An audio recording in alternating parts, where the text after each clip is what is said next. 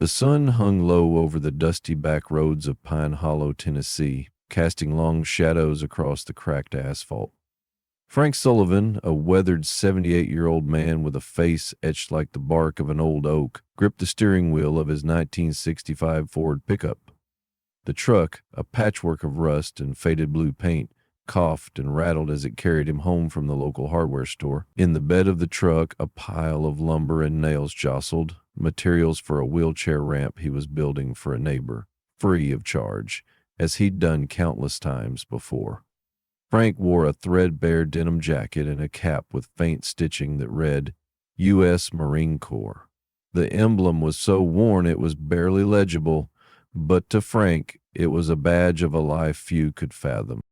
He was a mile from his modest ranch house when red and blue lights flashed in his rearview mirror. Frank's gray eyes flicked to the mirror, calm and unhurried. He eased the truck to the shoulder, the gravel crunching under the tires, and placed both hands on the wheel. 10 and 2, steady as stone. His hands, calloused and scarred from decades of service, told stories no one ever asked to hear. Two young deputies, barely out of their 20s, swaggered toward him. Deputy Ryan Carter, the taller of the two, tapped the truck's hood with his knuckles, a smirk curling his lips. His partner, Deputy Jake Monroe, leaned against the door, eyeing the truck like it was a junkyard relic. No plates, This heap even registered, old man? Carter's voice dripped with condescension, his sunglasses reflecting Frank's weathered face. Monroe chuckled, kicking a tire. Bet this thing's older than my grandpa. Got a license, or are you just out here causing trouble? Frank's voice was low, gravelly, but steady. Truck's mine, built it in '65. Got my license right here. He reached slowly for his wallet, pulling out a faded ID. The deputies exchanged a glance, their smirks widening. Carter took the ID, holding it like it was a prop in a bad joke. Retired, huh? Yeah, sure you are. What's a guy like you doing driving this rust bucket? Frank didn't flinch. Heading home. Got supplies for a neighbor's ramp. His words were clipped, deliberate, the kind of restraint honed in jungles and deserts where a wrong move could cost lives. Monroe scoffed, circling the truck, running his hand over a dent from a long-forgotten mission in Somalia. A ramp? Sure, Pops. Looks more like you're hauling scrap. Or maybe something else. He leaned in, his tone mocking. Got any moonshine back there? The accusation hung in the air, sharp and deliberate. A few cars slowed as they passed, drivers craning their necks to gawk. Frank's jaw tightened, but he kept his gaze forward, his breathing even. He'd faced worse, interrogations in places that didn't exist on maps, nights spent in foxholes with mortars screaming overhead. These kids, with their pressed uniforms and polished badges, were just noise. But the disrespect stung, a slow burn in his chest. He thought of the men he'd buried, the ones whose names lived only in his tattered notebook, tucked in his pocket like a sacred relic. Step out of the vehicle, sir, Carter said, the word sir laced with sarcasm. Frank complied, his movements slow but precise, each step a testament to a body that had carried him through 3 wars. He stood by the truck, his 6-foot frame still imposing despite the years. Monroe gestured to the lumber in the back. What's all this? You building something illegal out here? This is for a wheelchair ramp, Frank repeated, his voice calm but firm. For Mrs. Dawson down on Maple Street. Her son's in a chair, lost his legs in Iraq. The deputies exchanged another look, unimpressed. Carter laughed. Sure it is. Let's see what else you got. Empty your pockets. Frank reached into his jacket, pulling out keys, a wallet, and a small, worn notebook. Monroe snatched the notebook, flipping through pages filled with names. Some starred, some crossed out. What's this? Some kind of spy code? He asked, tossing it back with a sneer. Frank caught it gently, his fingers brushing the pages with reverence. Names of men I served with, he said, simply. The deputies didn't care. They made him sit on the curb, the concrete biting into his knees. Uncooperative, Carter muttered, loud enough for Frank to hear. Might be a risk. Monroe nodded, already typing into his radio. Possible stolen vehicle, elderly male, no plates, acting cagey. Frank stared at the horizon, his mind drifting to a night in Vietnam, 1971, when he'd waited 3 days in a rice paddy for a chopper that never came. He'd survived worse than this. He could wait. The sun beat down, sweat beading on his brow, but Frank sat still, his posture ramrod straight. A small crowd gathered across the street, phones out, recording the scene. A teenager snickered, snapping a selfie with Frank in the background. "Gramps is in deep," he captioned it, uploading it to TikTok without a thought. Carter leaned against a cruiser, sipping coffee, while Monroe kicked another tire. "Bet this guy thinks he's some kind of war hero," he said, loud enough to carry. Frank's silence wasn't weakness, it was discipline. He'd faced enemy fire, trained elite units, and built field hospitals under mortar barrages. He'd carried wounded men through jungles and driven medical supplies through floodwaters during Hurricane Katrina. But to these deputies, he was just an old man in a junky truck, another nobody to hassle. The crowd murmured, some whispering about dementia, others assuming he was just a stubborn old fool. No one saw the Bronze Star citation folded in his glove box or the letter from a former president tucked in his wallet, thanking him for a mission that saved 19 lives in a place the world wasn't allowed to know. Across the street, a grizzled man in a flannel shirt watched from the gas station. Joe Tucker, a former Army mechanic, knew Frank from the VFW hall. He'd heard Frank speak once, a rare moment when the old Marine shared a story about pulling a squad out of a burning chopper in Grenada. Joe's hand shook as he dialed a number he hadn't called in years. "General Hayes, it's Joe from Pine Hollow. You're not going to believe this, but they've got Frank Sullivan on the curb like some damn criminal. Corner of Route 12 and Elm. Yeah, that Frank Sullivan." The deputies grew bored, their laughter fading as they scribbled tickets. "Expired registration, no plates, unsafe vehicle," Carter listed, smirking. "That's going to cost you, old man. Rules are rules." Frank didn't respond. He didn't tell them about the truck's historical vehicle status, granted by the Department of Defense for its role in disaster relief. He didn't mention the classified missions, the lives saved, or the men he'd trained who now led America's finest units. He just sat, waiting as the heat rippled off the asphalt. Then the air shifted. A black Chevy Tahoe with tinted windows and government plates rolled up, its presence heavy, deliberate. The crowd fell silent. The deputies straightened, their coffee cups forgotten. The rear door opened, and out stepped General William Hayes, a 4-star legend in a crisp uniform, his chest gleaming with ribbons. His eyes locked on the deputies, cold and unyielding. "Which one of you stopped this, man?" he demanded, his voice cutting through the midday haze like a blade. Frank didn't move, didn't speak. But for the first time, a flicker of something, pride maybe, crossed his weathered face. The crowd held its breath. The deputies froze. And in that moment, Pine Hollow was about to learn the weight of a hero they'd overlooked. The air in Pine Hollow seemed to thicken as General William Hayes stood before the crowd, his 4-star insignia glinting like a beacon of authority. The black Chevy Tahoe loomed behind him, its government plates a silent testament to the weight of his arrival. Deputy Ryan Carter's smirk vanished, his clipboard trembling slightly in his hand. Deputy Jake Monroe took a step back, his sunglasses no longer shielding his unease. Frank Sullivan, still seated on the curb, remained motionless, his weathered hands clasped loosely, his gray eyes fixed on some distant point beyond the horizon. The crowd, now swelling to nearly 30, held its breath, sensing the shift in the air. A reckoning was coming. General Hayes's voice cut through the midday heat, each word deliberate, heavy with history. "This man," he said, pointing to Frank, "is Frank Sullivan. He taught me how to survive when I was a green lieutenant lost in the jungles of Panama in '89. He carried my wounded squad through a firefight when we were pinned down, no comms, no backup. That was just one night. One night of 100 he never talks about." The general's jaw tightened, his eyes sweeping over the deputies. "And you've got him sitting on the curb like a common criminal." Carter opened his mouth, but no words came. Monroe shifted, his boot scraping the asphalt. The crowd murmured, phones still recording, capturing every second of the unfolding drama. A woman in a nurse's scrubs clutching a coffee cup whispered to her friend, "That's the guy who built my brother's ramp after he came back from Afghanistan, never charged a dime." A retired mechanic standing near the gas station nodded solemnly. Frank delivered food to my mom during the floods last year. Drove this very truck through 3 feet of water. Hayes stepped closer to the deputies, his presence towering despite his measured tone. Frank Sullivan ran recon missions in places you'll never read about in history books. He extracted hostages in Nicaragua in '85, saved 12 lives during a classified op in the Gulf before Desert Storm. He drove this truck, he gestured to the rusted Ford, through the wreckage of Hurricane Hugo to deliver medical supplies to stranded families.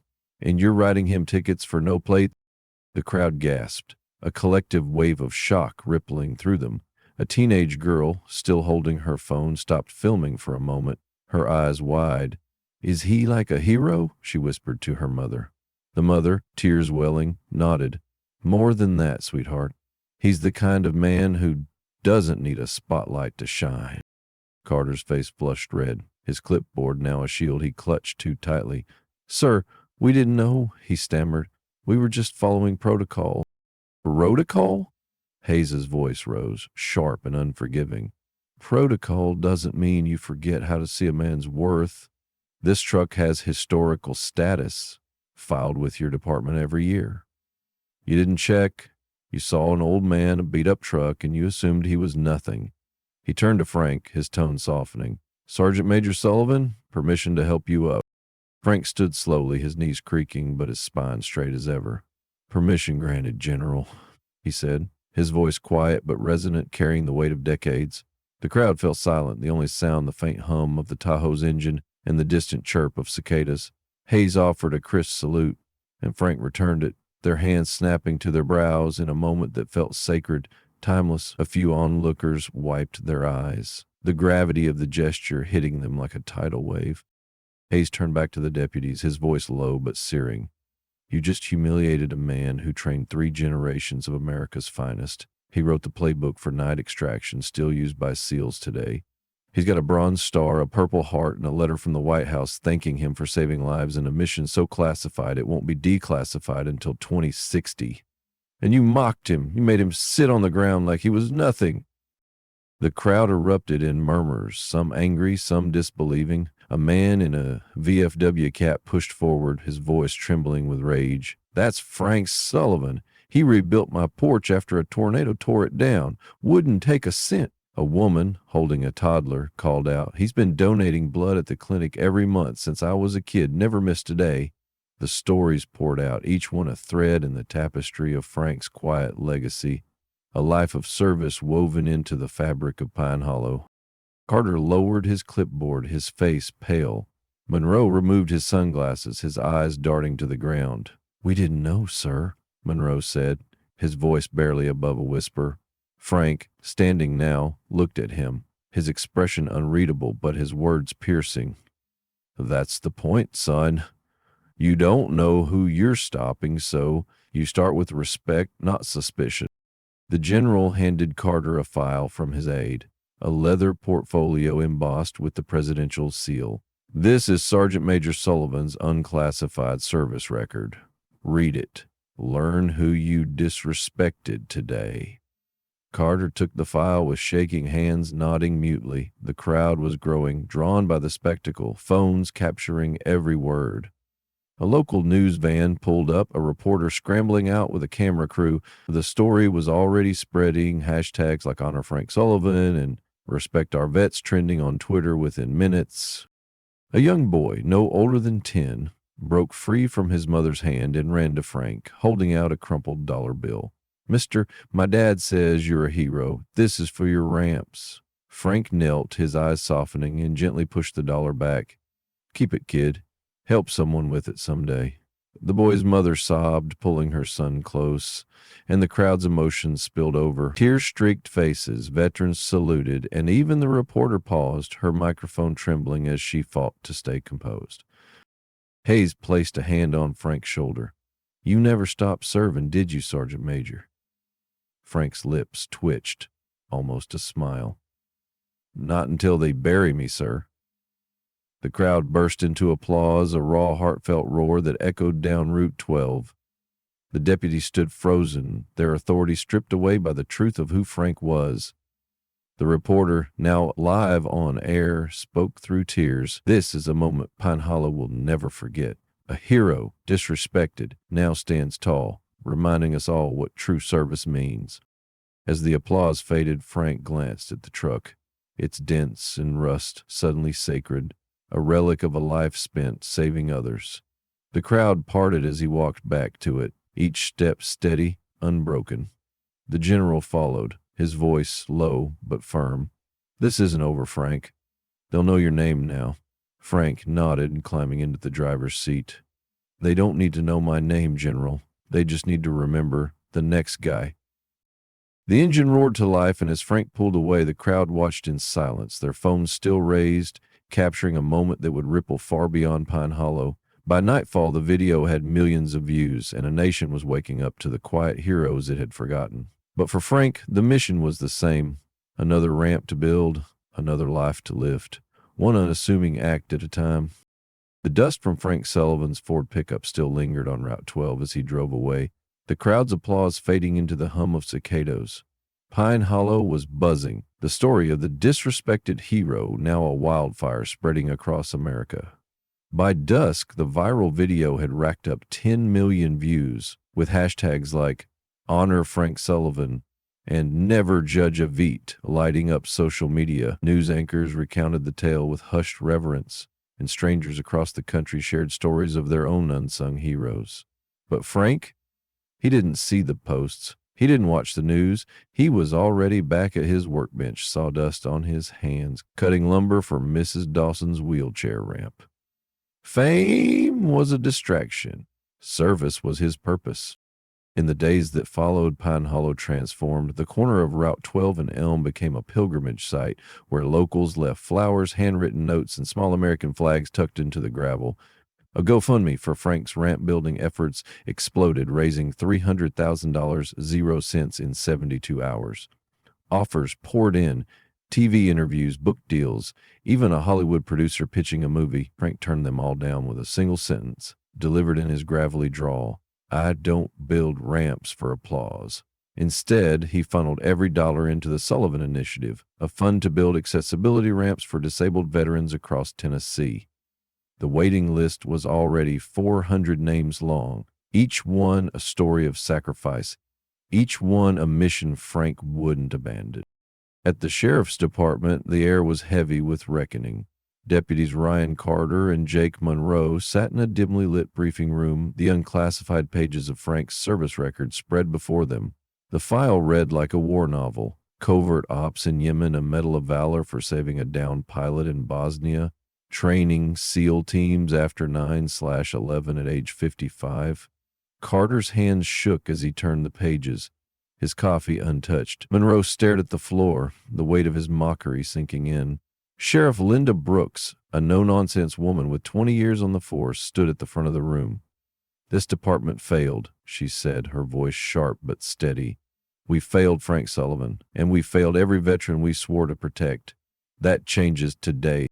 She unveiled a new training program: recognition and respect, honoring our veterans. Every deputy would study the contributions of local veterans, starting with Frank's file, now a laminated manual handed to every rookie. The program wasn't just protocol, it was a promise to see people, not assumptions. Carter volunteered to lead the first session, his voice cracking as he addressed the room. "I looked at a hero and saw an old man. I won't make that mistake again." Monroe, quieter now, spent his weekends at the VFW hall, hammering nails alongside Frank, earning wary nods from veterans who'd once eyed him with distrust. Frank, meanwhile, kept moving. His truck rattled down Main Street every morning, loaded with lumber and tools. He'd built 25 ramps since the incident, each one for a veteran who'd given more than the world remembered. At a small ranch house on Cedar Lane, he knelt beside a young Marine, Tommy Rivera, who'd lost both legs in Fallujah. Tommy's mother, Maria, watched from the porch, tears streaming as Frank measured the ramp slope. "Why do you do this, Mr. Sullivan?" she asked, her voice trembling. Frank paused, wiping sawdust from his hands.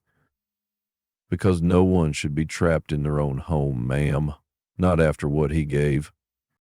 The story of that ramp spread, too. A local high schooler, inspired by the viral video, started a Ramps for Vets club, recruiting classmates to help Frank. They showed up with hammers and heart, learning more from his quiet example than any history class. One girl, Sarah, posted TikTok of Frank teaching her to drive a nail straight, captioning it, "This is what a real hero looks like." It hit 5 million views overnight. Across the country, veterans groups rallied, sharing stories of their own overlooked heroes.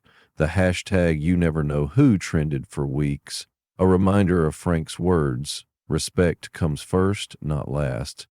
But not everyone embraced the change. A few voices online scoffed, calling the story overblown, accusing Frank of playing the veteran card. A local blogger, chasing clout, dug into Frank's past, questioning why a so-called hero drove an unregistered truck.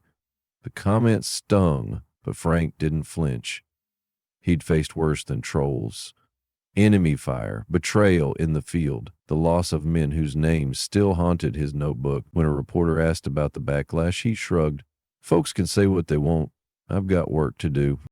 One evening, as Frank hammered the final nail into a ramp for a Vietnam vet, General Hayes returned, this time in civilian clothes, no fanfare.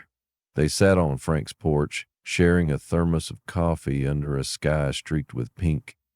"You've started something big, Frank," Hayes said, his voice warm but heavy. "This country's waking up because of you." Frank shook his head, his eyes on the horizon.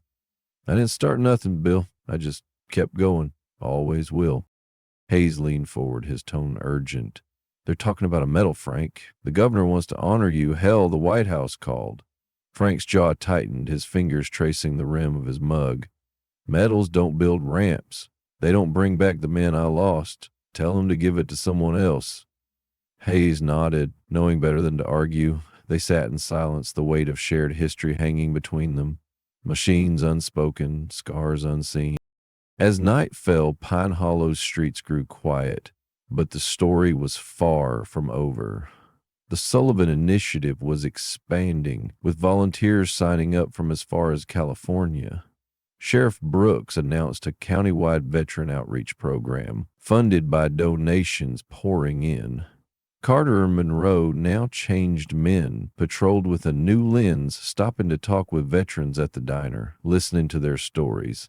The town's mayor declared July 4th as Frank Sullivan Day, a celebration of quiet heroism. But Frank didn't attend the ceremony. He was 50 miles away, building another ramp, sweat on his brow.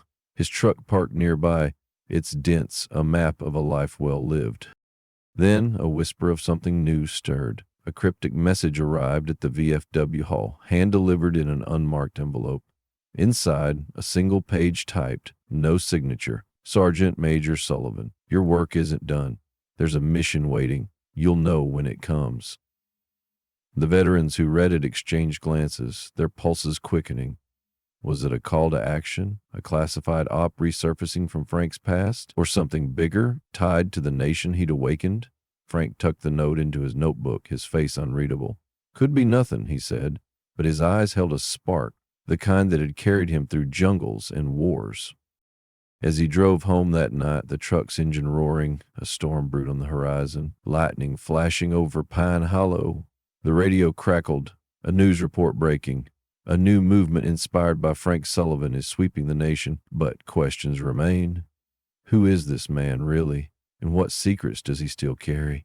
Frank switched it off, his hand steady on the wheel. Whatever was coming, he'd face it the way he always had. One step, one nail, one life at a time. But the air felt charged, the world watching, waiting for the next chapter of a hero who never stopped running toward the call.